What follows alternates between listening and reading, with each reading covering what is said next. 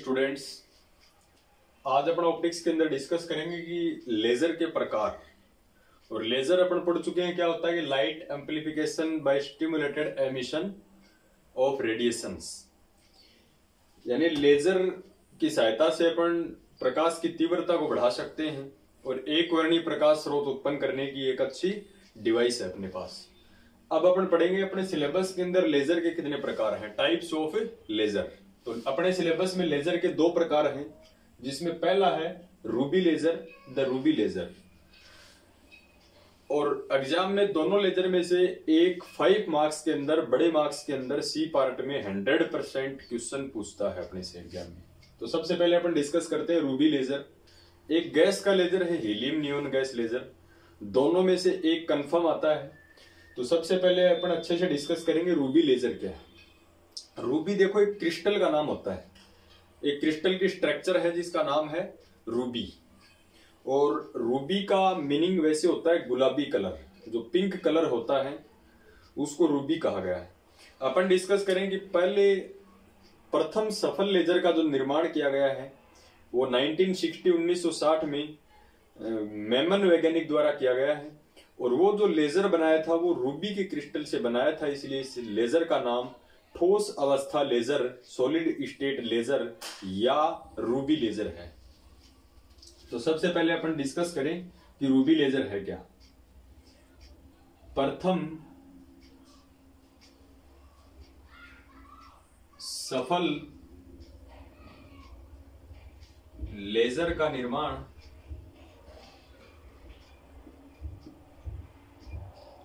पहला जो successful laser बनाया था, प्रथम सफल लेजर का निर्माण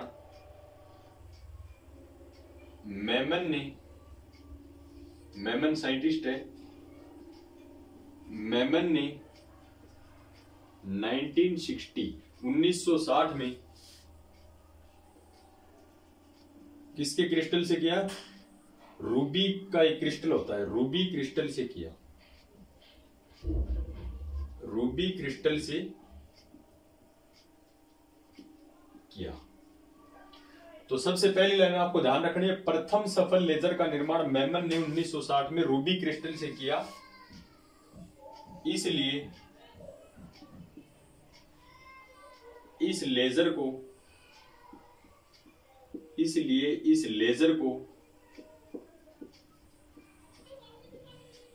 रूबी लेजर, इसलिए इस लेजर को रूबी लेजर कहा जाता है, इसलिए इसका नाम पड़ा है रूबी लेजर।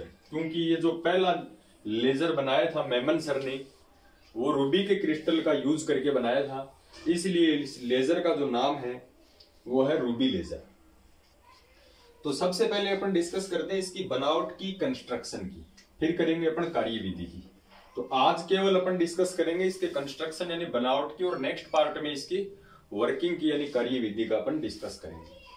तो सबसे पहले अपन डिस्कस करते हैं इसकी बनावट, रचना या बनावट, कंस्ट्रक्शन। रूबी लेजर की बनावट किस प्रकार से होती है, काफी इंपॉर्टेंट है, 5 मार्क्स के अंदर क्वेश्चन पूछता है। तो सबसे पहले अपन बनावट के डिस्कस कर लेते हैं। देखो रूबी जो क्रिस्टल होता है, क्रिस्टल का नाम है, जैसे क्रिस्टल स्ट्रक्चर पढ़ते हैं अपन डिफरेंट। रूबी जो क्रिस्टल होता है ये बना होता है एल्यूमिनियम ऑक्साइड का, Al2O3 का। यानी सबसे पहले तो आपको ध्यान रखना बनावट में कि रूबी जो क्रिस्टल होता है, क्योंकि ये जो लेजर बनाया है रूबी नामक क्रिस्टल से बना है, इस क्रिस्टल का नाम क्या है? Ruby crystal. तो सबसे पहले डिस्कस करेंगे ये रूबी क्रिस्टल जो है वो बना किससे होता है, किसको बोलते हैं? रूबी क्रिस्टल जो होता है वो एल्यूमिनियम ऑक्साइड, और एल्यूमिनियम ऑक्साइड का फॉर्मूला क्या होता है? Al2O3 से बना होता है। अब इसके अंदर क्या होता है कि इस क्रिस्टल में Al2O3 जो होता है उसमें एल्यूमिनियम के स्थान पर कुछ कण जो हैं वो क्रोमियम के डाल दिए जाते हैं, यानी Cr++। Cr जो होता है, Cr के ऊपर चार्ज कैसा होता है? Positive, chromium. तो क्रोमियम आयन के क्रोमियम आयन कुछ डाल दिए जाते हैं, और इस लेजर का जो कलर था वो पिंक कलर था, गुलाबी कलर था। और इसमें अपने से ये पूछे कि मेमन ने जो सबसे पहले लेजर जो बनाया है उसका कलर जो है वो पिंक क्यों था, गुलाबी कलर क्यों था? क्योंकि इसके रूबी क्रिस्टल में एल्यूमिनियम के स्थान पर क्रोमियम आयन डाले गए, और एक अच्छे लेजर के निर्माण के लिए क्रोमियम के आयनों की अशुद्धि जो है, इम्प्योरिटी जो है, वो 0.05% होनी चाहिए। और क्रोमियम को ऑक्साइड से विलीन कराएं अपन तो उसका जो कलर है वो पिंक हो जाता है। तो इस लेजर का पिंक कलर देने का तात्पर्य ये था कि इसमें एल्यूमिनियम के कई आयनों की जगह, एल्यूमिनियम के कुछ आयनों की जगह क्रोमियम के आयन प्रतिस्थापित किए गए, और क्रोमियम ने रिएक्शन करके उस लेजर का जो कलर है वो पिंक किया था। तो सबसे पहले अपन डिस्कस करते हैं बनावट में कि रूबी क्रिस्टल, क्योंकि ये लेजर बनाने के लिए किस क्रिस्टल का यूज किया गया? रूबी क्रिस्टल का। रूबी क्रिस्टल किसका बना होता है? Ruby crystal aluminium, Ruby crystal aluminium oxide.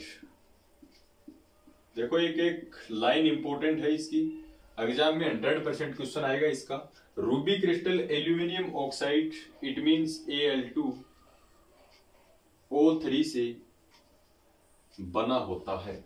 Ruby crystal किसका बना होता है?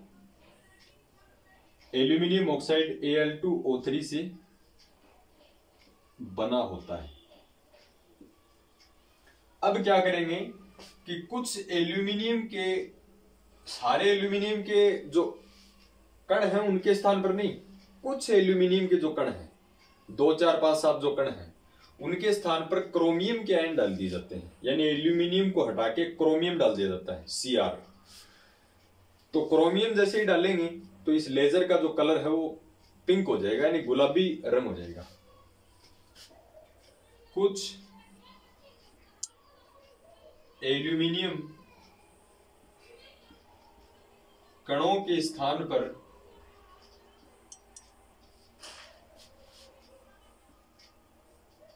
क्रोमियम Cr+, यानी इसको अपन क्या बोलते हैं? क्रोमियम। क्रोमियम के आयन, देखो एल्यूमिनियम ऑक्साइड की बात नहीं कर रहे अपन, Al2O3 जो है उसमें एल्यूमिनियम के पार्टिकल निकाल के उतने ही क्रोमियम के, यानी एल्यूमिनियम कणों के स्थान पर क्रोमियम के आयन प्रतिस्थापित किए जाते हैं। किसके स्थान पर? एल्यूमिनियम के स्थान पर क्रोमियम के आयन प्रतिस्थापित किए जाते हैं।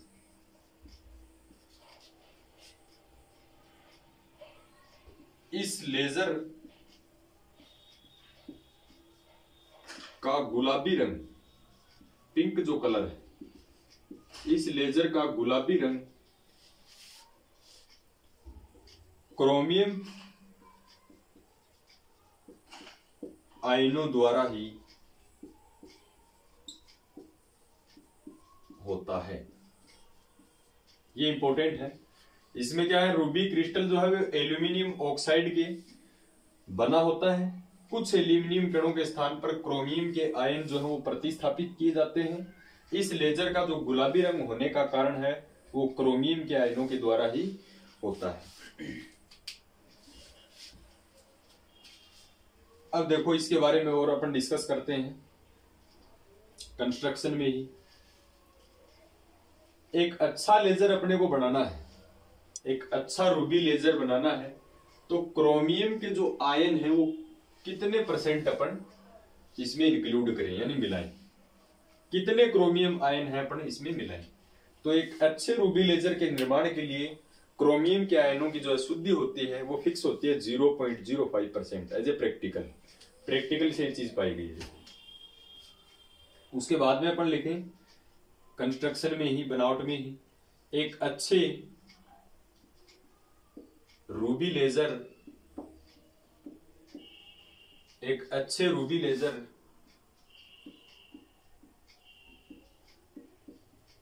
के निर्माण में क्रोमियम के आयन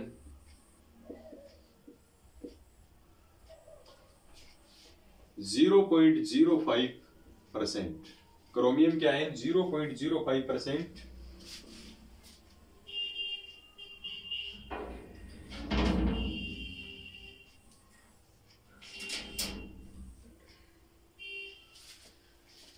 एक अच्छे रूबी लेजर के निर्माण में क्रोमियम के आयन 0.05%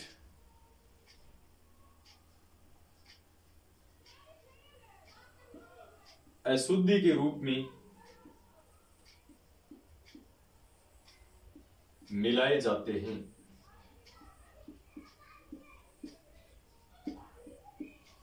एक अच्छे रूबी लेजर के निर्माण में क्रोमियम के आयन कितने परसेंट के रूप में मिलाए जाएंगे? 0.05% अशुद्धि के रूप में मिलाए जाते हैं। अब देखो ये क्रोमियम के आयन मिलाने का रीजन क्या है? क्रोमियम के आयनों की वजह से रूबी लेजर का जो कलर है वो पिंक हो गया, गुलाबी हो गया। रूबी लेजर के अंदर जब क्रोमियम के आयन मिलाए क्यों जाते हैं? इसका एक रीजन है कि इसमें 3 प्रकार के जो कलर हैं वो क्रोमियम का आयन अवशोषित करता है। एक अल्ट्रा वायलेट यानी पैरा बैंगनी कलर को, एक पीले कलर को और एक हरे रंग को अवशोषित करता है।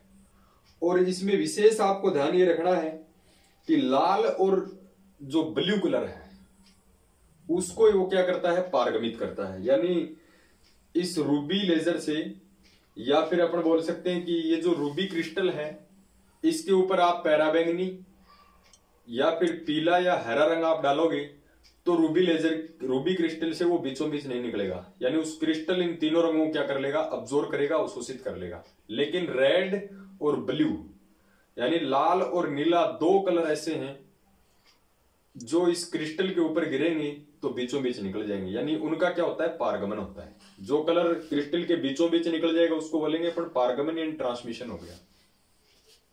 तो अपने को ध्यान रखना है ये आयन किसके आयन? क्रोमियम के आयन। ये आयन पैराबैंगनी, अल्ट्रावायलेट, पैराबैंगनी और कौन सा कलर? पीला, येलो तथा हरे रंग यानी ग्रीन कलर, हरे रंग को अवशोषित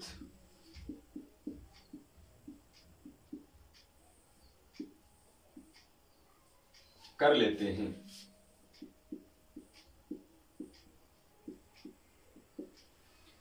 यानी क्या होता है कि ये आयन यानी क्रोमियम के जो आयन मिलाने का रीजन क्या है कि पैराबैंगनी, पीला और हरे रंग को क्या कर लेते हैं? अवशोषित कर लेते हैं। तथा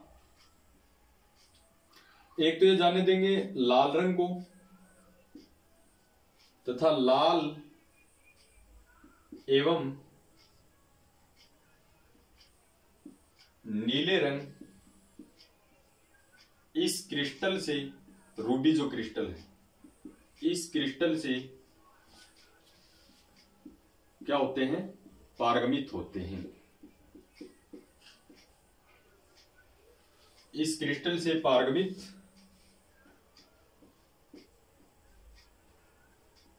होते हैं। अभी तक देखो कंस्ट्रक्शन में अपन ने बताया नहीं है कि क्या क्या होता है। इसकी जो इंपॉर्टेंट फैक्ट है उसके बारे में अपन डिस्कस कर रहे हैं कि एक रूबी क्रिस्टल जो है उसमें किससे बना होता है? रूबी क्रिस्टल है वो एल्यूमिनियम ऑक्साइड से मिलकर बना होता है। इसमें क्या किया कि एल्यूमिनियम के कुछ आयन निकाल के क्रोमियम के आयन डाल दिए। क्रोमियम आयन के डालने के कारण इस क्रिस्टल का जो कलर है वो पिंक हो गया, गुलाबी हो गया। और ये जो क्रोमियम के जो आयन हैं वो कितने परसेंट अशुद्धि के रूप में मिलाए जाते हैं? यानी 0.05% इम्प्योरिटी की फॉर्म में मिलाए जाते हैं। ये आयन क्या करते हैं? 3 जो कलर है याद रखने आपको, पैराबैंगनी और पीला और हरे रंग को तो क्या करते हैं? अब्जॉर्ब यानी अवशोषित करते हैं। और 2 कलर आपको याद रखने की लाल एवं नीले रंग की इस क्रिस्टल से क्या हो जाते हैं? पारगमित हो जाते हैं, ट्रांसमिट हो जाते हैं। अब इसकी बनावट में और क्या क्या होता है ये अपन डिस्कस करते हैं। देखो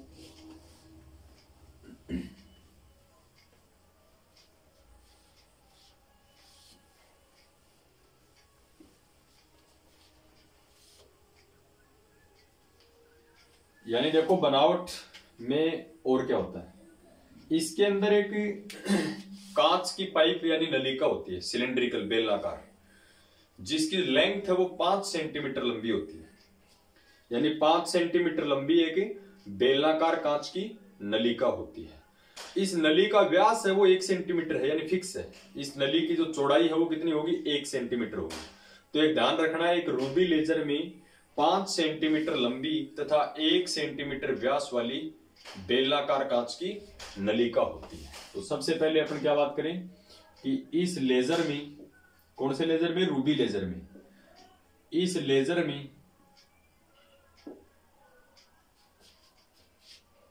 5 सेंटीमीटर लंबी, 5 सेंटीमीटर लंबी तथा 1 सेंटीमीटर व्यास वाली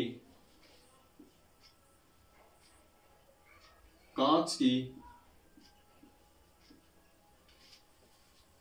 की बेलनाकार नलिका होती है। बेलनाकार नलिका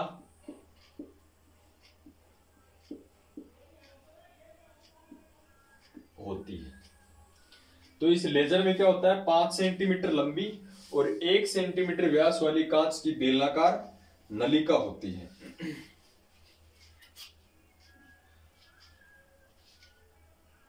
अब इसके अंदर देखो, कांच की जो नलिका है, इस नली के दोनों साइड में 2 सर्कल है यानी वर्त है। तो इसके जो दोनों सिरे जो हैं, वर्ताकार जो सिरे हैं, वो चांदी की पॉलिश किए हुए होते हैं। एक के ऊपर कंप्लीट रूप से पॉलिश कर रखी है, यानी पूर्णतः पॉलिश कर रखी है, और एक के ऊपर आंशिक रूप से पॉलिश की गई है, यानी बीच बीच में कुछ पार्ट है वो छोड़ रखा है। इस नली के दोनों वर्ताकार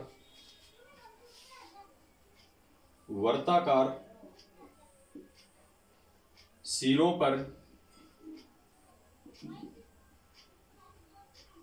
चांदी की पॉलिश की जाती है।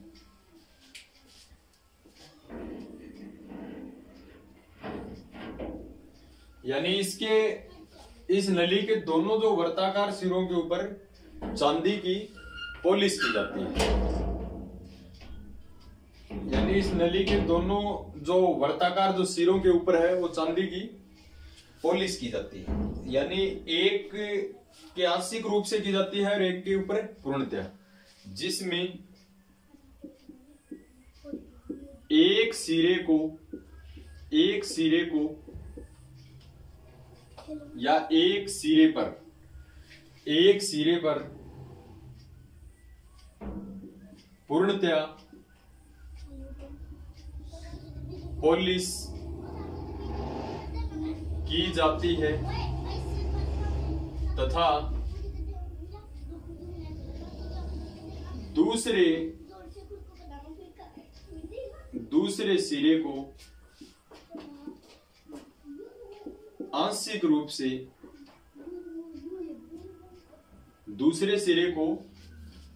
रूप से पॉलिश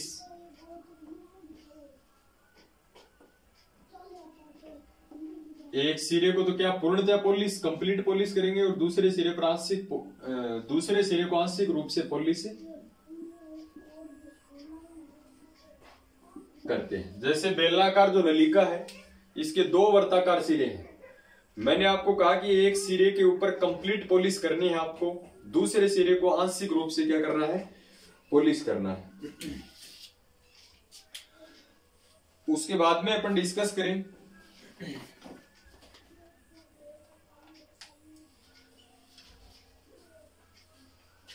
ये जो कांच की जो नलिका होती है, इस कांच की नलिका को यानी इस रूबी क्रिस्टल को एक कांच की नलिका के अंदर रखा जाता है। इसमें जो रूबी छड़ जो होती है, मैंने आपको बताया कि 5 सेंटीमीटर और 1 सेंटीमीटर व्यास वाली। इस छड़ को अपन एक और कांच की नलिका के भीतर रखेंगे, यानी इस रूबी छड़ को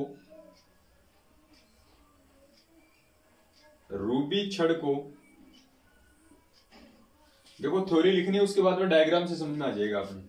इस रूबी छड़ को कांच की एक अन्य नलिका में रखते हैं।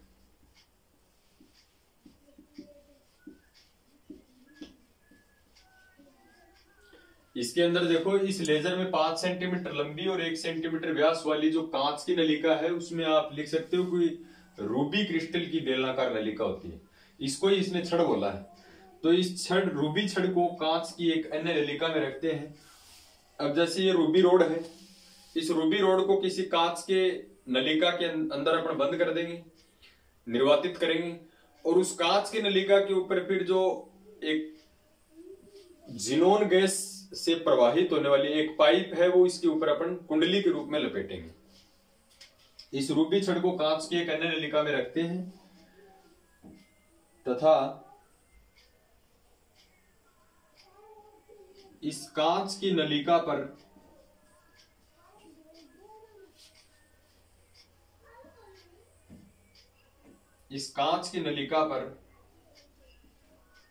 कुंडली के रूप में एक पाइप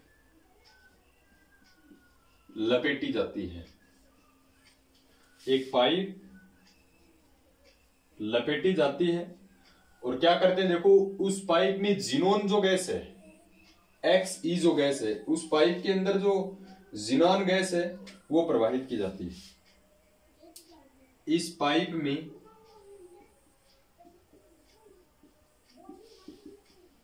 जिनोन गैस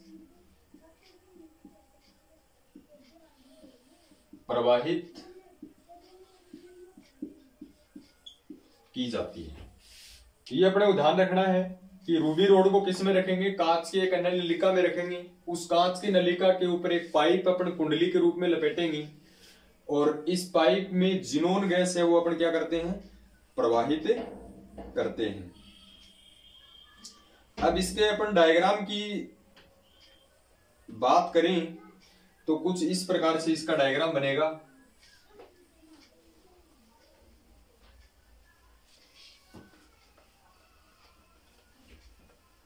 ये पूरी कंस्ट्रक्शन जो है, ये थ्योरी है, जो बनावट की थ्योरी है अपनी कंप्लीट है। अब इसके डायग्राम का अपन डिस्कस करें तो सबसे पहले बात करें कि इसके अंदर क्या होता है कि 5 सेंटीमीटर लंबी और 1 सेंटीमीटर व्यास वाली क्या होती है, बेलनाकार नलिका होती है। ये सिलेंड्रिकल कोई पाइप है इसके अंदर, और बेलनाकार नली मैंने आपको बताया था। इस बेलनाकार नली को अपन किसके में रखेंगे, एक कांच की अन्य नलिका होती है अपने पास, जिसे इस प्रकार से एक कांच की अपने पास नलिका है, उसके अंदर अपन इसको रख देते हैं। और फिर मैंने आपको क्या बताया था, इस कांच की नलिका के ऊपर एक पाइप लपेटी रहती है कुंडली के रूप में। तो इस प्रकार से कुछ एक पाइप लपेटी रहती है इसके ऊपर कुंडली की फॉर्म में। इस प्रकार से कुंडली की फॉर्म में एक पाइप है वो लिपटी रहती है। इसके ऊपर जैसे ये कोई बेलनाकार नली है, इसके ऊपर एक पाइप लिपटी रहती है और कुंडली की फॉर्म में वो पाइप है वो लिपटी रहती है। इस प्रकार से एक बेलनाकार नलिका के ऊपर पाइप है वो कुंडली के रूप में लपेटे रहते हैं और एक सिरा इस पाइप का यहां होता है। तो कुछ इस प्रकार से लपेटे रहती है और इसके अंदर अपन क्या करें कि लेजर यहां से इसको पॉलिश कर रखा है अपन ने, और यहां से लेजर लाइट है वो निकलेगी। यानी अपन बोल सकते हैं इसको लेजर प्रकाश किरण। और ये क्या है? कांच की नलिका, कांच की नलिका। इसमें ध्यान रखना आपको, जिनोन जो गैस है वो प्रवाहित की जाती है। इसके अंदर कौन सी गैस प्रवाहित की जाती है? जिनोन गैस प्रवाहित की जाती है। और ये है कुंडली के रूप में पाइप, कुंडली नुमा पाइप। और ये जो है 5 सेंटीमीटर लंबी और 1 सेंटीमीटर व्यास की एक रूबी छड़ है। तो यहां से निकलेगी लेजर लाइट, ये लेजर प्रकाश किरणें हैं। तो ये जो बनावट है, कंस्ट्रक्शन है किसकी? ये है एक रूबी लेजर की। इसके बाद में अपन इसकी कार्य विधि है और इसकी मैथमेटिकल कैलकुलेशन है, वो नेक्स्ट लेक्चर में अपन करेंगे।